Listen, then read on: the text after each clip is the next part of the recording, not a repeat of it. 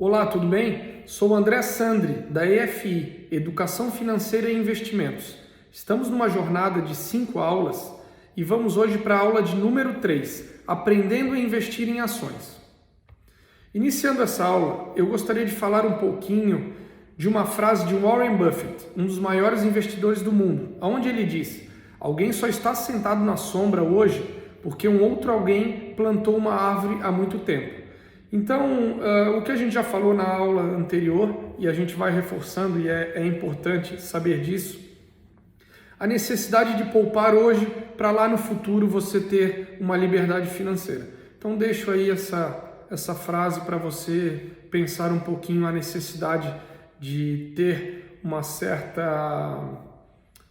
um certo cuidado, um certo esforço hoje, para lá na frente você alcançar a tão almejada liberdade financeira. Aqui eu quero contar um pouquinho da curiosidade do mercado de ações no Brasil. Então, ele nasceu no Rio de Janeiro em 1845.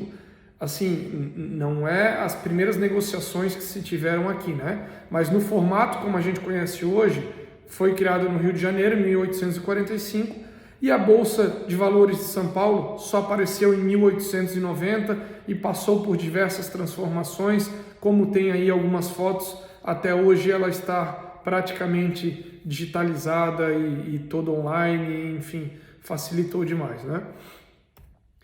Queria trazer também aqui alguns números das principais bolsas de valores do mundo. Estamos falando em valores de hoje, né? Então, as duas de Nova York encabeçando esse grupo, né?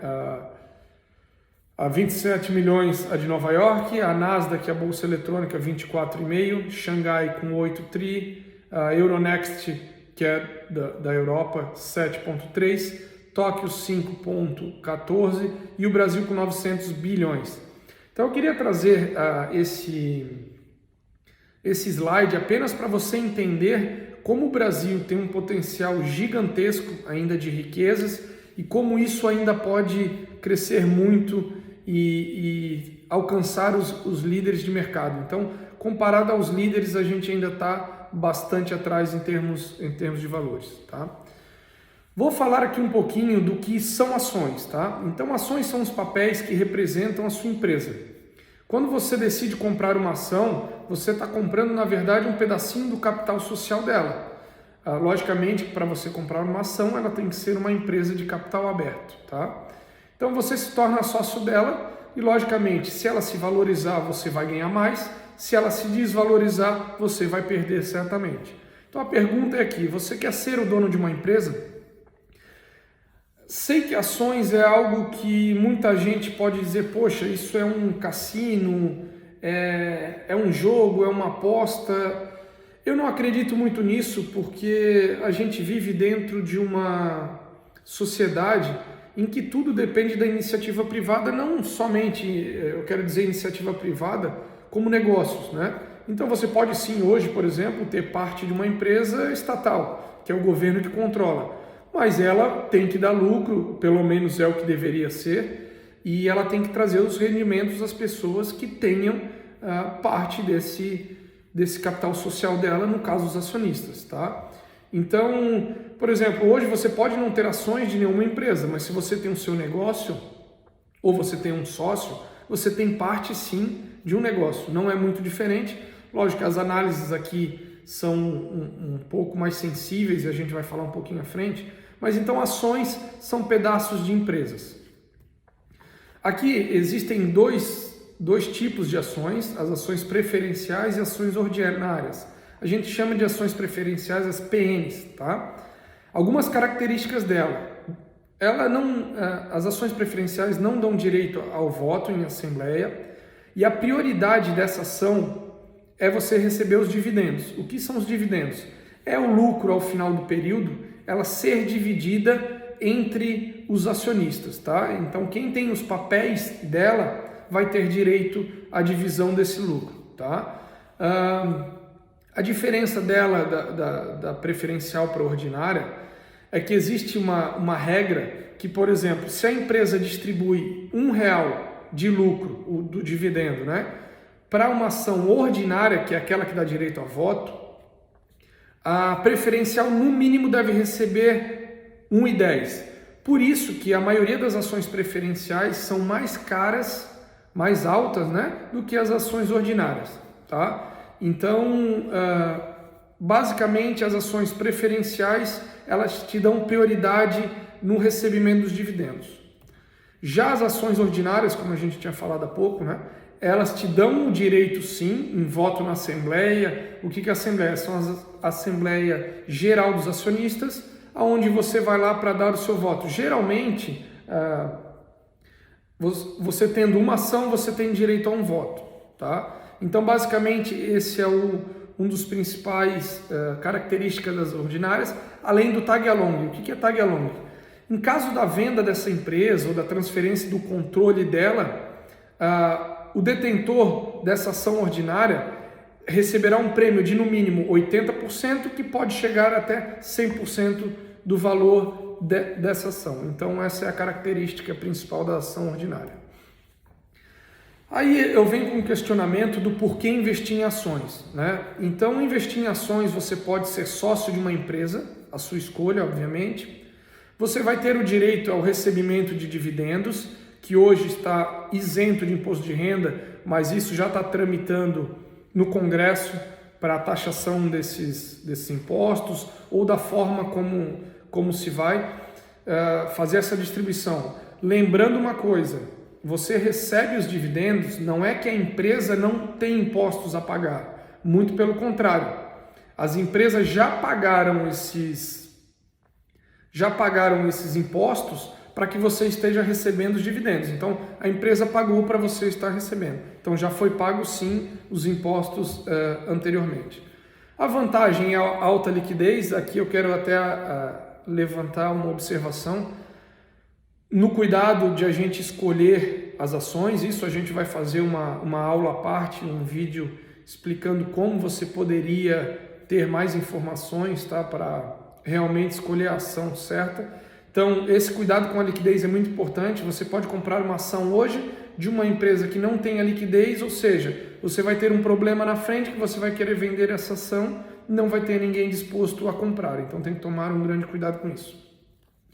Investimentos a partir de pequenos valores. Então, hoje, a partir de R$50, R$100, R$200, R$1.000, você consegue sim ter parte de uma empresa. E a possibilidade de altos rendimentos.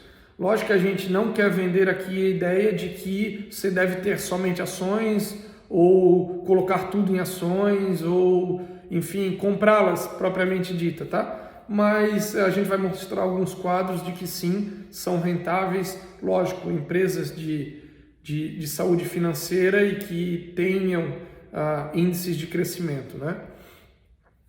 Os riscos de investir nas ações é alta volatilidade, o risco da perda se agir com emoção. O que eu quero dizer nisso? E aqui eu quero levantar também algo que me deixa muito preocupado.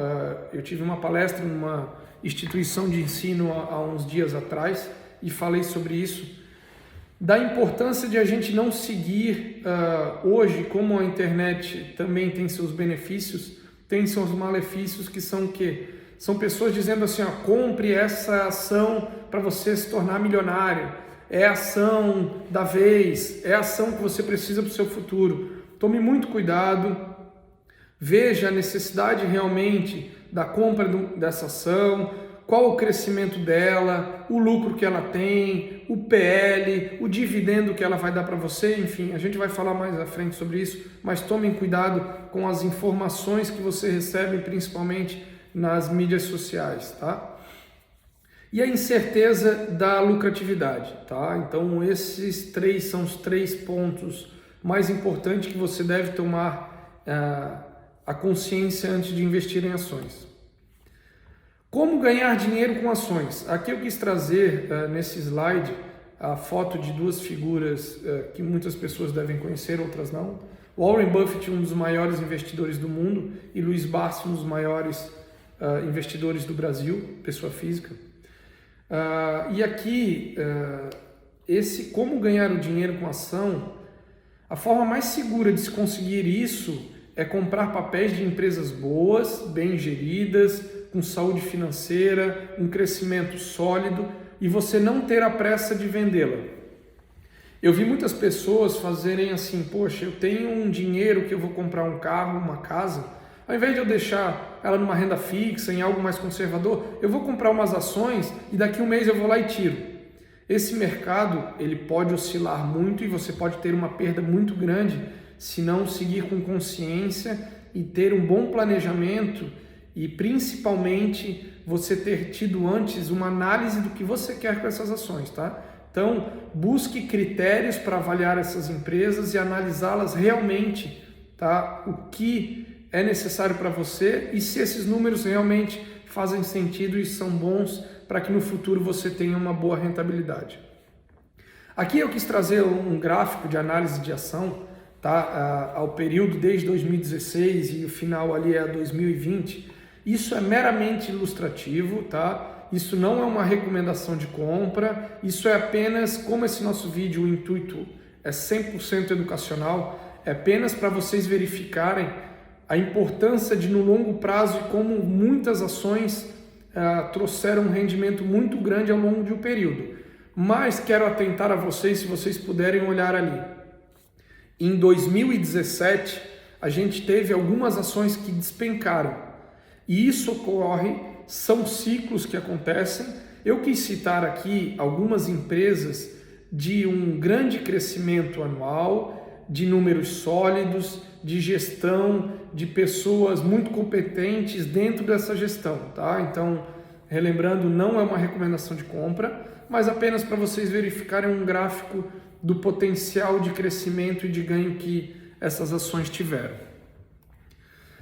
Aqui, buscando algumas daquelas empresas ali do último slide, eu quis trazer aqui apenas para vocês verem o percentual dos retornos, tanto do valor da ação quanto dos dividendos. Então, você podendo acumular esse potencial de crescimento com os dividendos, o seu ganho no futuro pode ser muito bom, como pode ser muito ruim na questão de crescimento.